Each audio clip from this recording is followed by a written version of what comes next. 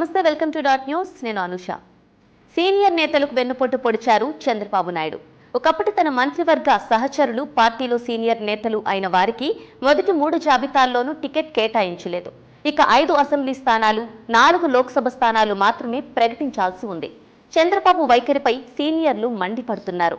వలస నేతలకు ఆగమేఘాల మీద టికెట్లు ఇస్తోన్న బాబు పార్టీ కోసం కష్టపడ్డ వారిని పక్కన పెట్టడం దుర్మార్గమే అంటున్నారు వారు. 175 అసెంబ్లీ స్థానాలున్న ఆంధ్రప్రదేశ్లో తెలుగుదేశం పార్టీ 144 స్థానాల నుండి పోటీ చేస్తోంది. 31 అసెంబ్లీ స్థానాలను పొత్తులో భాగంగా బీజేపీ, జనసేనలకు కేటాయించింది.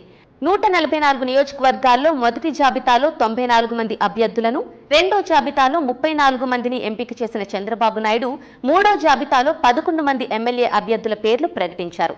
139 నియోజకవర్గాలకు అభ్యర్థులను ప్రకటించగా ఇక మిగిలినవి 5 స్థానాలు మాత్రమే.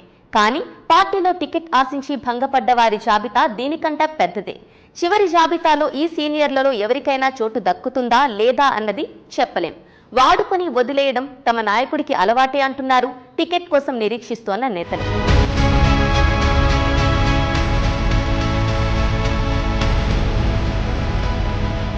చంద్రబాబు కేబినెట్లో కీలక పదవులు అనుభవించిన దేవినేని ఉమా, గంటా శ్రీనివాసరావు, కళా వెంకట్రావు, బండారు సత్యనారాయణ, ఆలపాటి రాజేంద్ర ప్రసాద్, కేఎస్ జవహర్, పీతల సుజాత, కిడారి శ్రవణ్లతో పాటు హిందూపురం మాజీ ఎంపీ నిమ్మల కిష్టప్పకు లోక్సభ స్థానం కేటాయించలేదు. బాబు కేబినెట్లో నీటిపారుదల శాఖ మంత్రిగా వ్యవహరించిన దేవినేని ఉమా గత ఎన్నికల్లో మైలవరం నియోజకవర్గం నుంచి పోటీ చేసి ఓటమి చెందారు. ఈసారి కూడా అక్కడి నుంచే పోటీ చేయాలని ఆశించారు.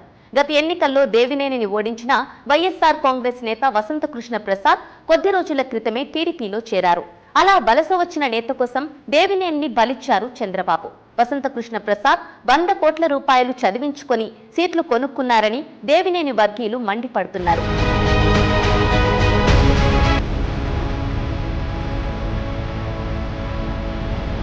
వైఎస్ఆర్ కాంగ్రెస్ పార్టీలో అభ్యర్థుల నియోజకవర్గాలను మార్చడాన్ని ఉద్దేశించి ఒకచోట పనికిరాని వారు నియోజకవర్గం మారితే బంగారమైపోతారా అని చంద్రబాబు అన్నారు.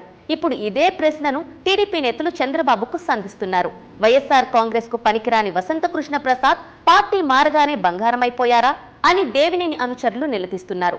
మరో సీనియర్ మంత్రి గంటా శ్రీనివాసరావు ప్రతి ఎన్నికలను నియోజకవర్గం మారుస్తూ ఉంటారు. గత ఎన్నికల్లో విశాఖ నార్త్ నుంచి గెలిచారు. ఈసారి భీమిలి నియోజకవర్గం ఆశించారు. అయితే భీమిలి సీటును జనసేనకు కేటాయించారు చంద్రబాబు. గంటాకు విజయనగరం జిల్లా చీపురుపల్లి నుంచి పోటీ చేయాల్సిందిగా చంద్రబాబు ఆదేశించారు. అయితే ఆ నియోజకవర్గానికి వెళ్లే ప్రసక్తే లేదని గంటా తేల్చి చెప్పేశారు.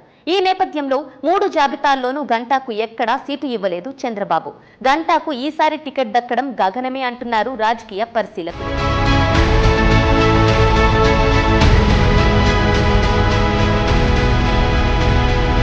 చంద్రబాబుకు అత్యంత నమ్మకస్తుడైన తెనాలి మాజీ ఎమ్మెల్యే ఆలపాటి రాజేంద్ర ప్రసాద్ కు భంగపాటు తప్పలేదు. ఆలపాటి సీటును పొత్తులో భాగంగా జనసేనకు కేటాయించేశారు చంద్రబాబు. దీంతో ఆలపాటి నిరాశలో ఉన్నారు. పార్టీ నాయకత్వ వైఖరిపై తీవ్ర ఆగ్రహంతో ఉన్నారు. తెనాలి సీటు పోయినా తనకు వేరే నియోజకవర్గాన్ని కేటాయిస్తారని ఆలపాటి ఆశపడ్డారు. పెనమలూరు అయినా ఇస్తారని అనుకున్నారు. అయితే వర్కౌట్ కాలేదు. తెనాలి నుండి జనసేన తరపున నాదెండ్ల మనోహర్ పోటీ చేస్తున్నారు. ఈసారికి ఆలపాటి విశ్రాంతి తీసుకోక తప్పదంటున్నారు.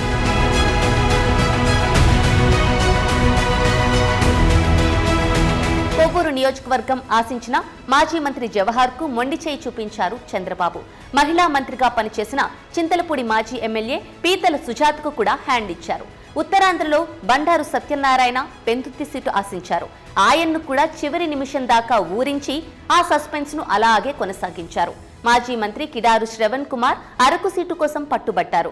అయితే గిరిజన నేతను కూడా మోసం చేశారు చంద్రబాబు. టికెట్ ఇస్తామని భరోసా ఇచ్చి చివరకు టోపీ పెట్టేశారు. 4వ జాబితా విడుదల అయితే కానీ వీరి భవిష్యత్తు ఏంటన్నది స్పష్టత రాదు.